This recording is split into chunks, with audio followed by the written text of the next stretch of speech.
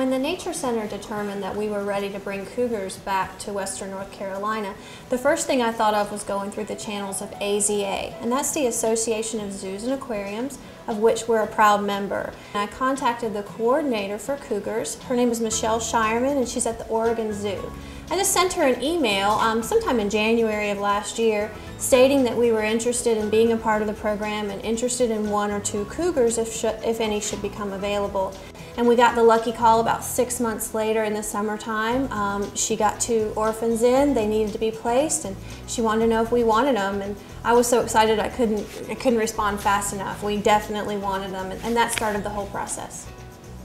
Did you know that the cougar used to live here on the East Coast, from as far south as Florida and up into Canada? But now the cougar can only be found on the West Coast and in a tiny part of Florida down south. So I was chosen to go and pick up the cougars, and I flew out to Portland, Oregon and went to their zoo. I met with the staff and had 2 days in which I was able to work with them, getting to know the cougars and the procedures they were doing with them. And one of the things I had the opportunity to do was to help catch up the cubs for their final vaccination and put them in a kennel and get a weight.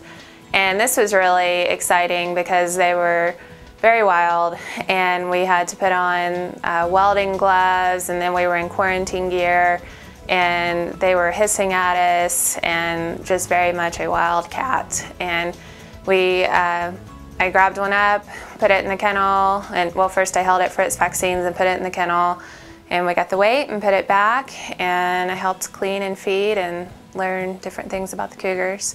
And so then the final day I went to the zoo, helped get the cougars crated, and we went to the airport to fly back home, checked them in, and then I checked in a big box of meat, which was very interesting. A lot of people were asking questions about the meat and who it was for, and everybody was just really curious about cougars flying. Later, when Laura returned to the Nature Center, the cougars were then placed in medical quarantine. Quarantine is an important aspect to bring an animal into a collection, because it does not mean that we suspect the animal is unhealthy, but we're very concerned that it could have something that it brings into the collection, and it gives us time to allow them to adjust to our collection and see if anything turns up behaviorally, upper respiratory worms, before we lose a little bit of the management as we have them out on display. It also served, by keeping them separate, it gave us some real time to get to know them and for them to get to know us, and we call that socialization. So we spent a lot of time with the cougar cubs, getting them acclimated to us and the sights and the sounds and the smells of what happens behind the scenes. At the same time, we started a little bit with operant conditioning, and that's a word that zoos use for training, but it's kind of training with a purpose. With the cougars, one particular behavior we're training is for them to stand on their hind legs, and that way we can examine their abdomen and make sure that everything is looking good there. We do only train our animals for management behaviors. We don't train them for tricks or anything like that. But how do you train a giant cat like a cougar? We train all of the animals at the Nature Center using positive reinforcement techniques, which means when they do something right, we reinforce them by giving them something that is valuable to them, such as food.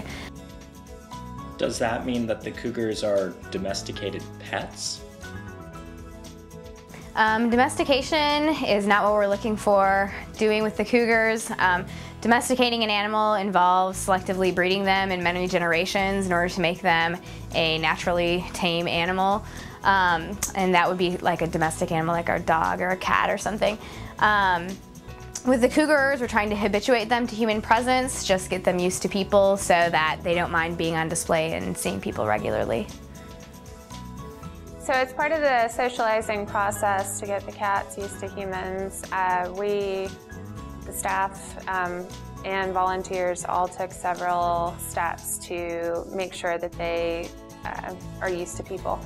So this included Allie, our curator. She would sit out there and read a book to them, and we would have volunteers that were supervised come out and sit outside of the habitat and just sit there and spend time with the cats and talk to them and just get them used to people's voices.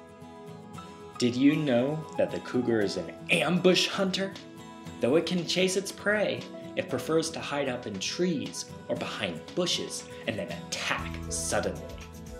As for its food, the cougar will eat most small to mid-sized mammals, but has a particular love for deer.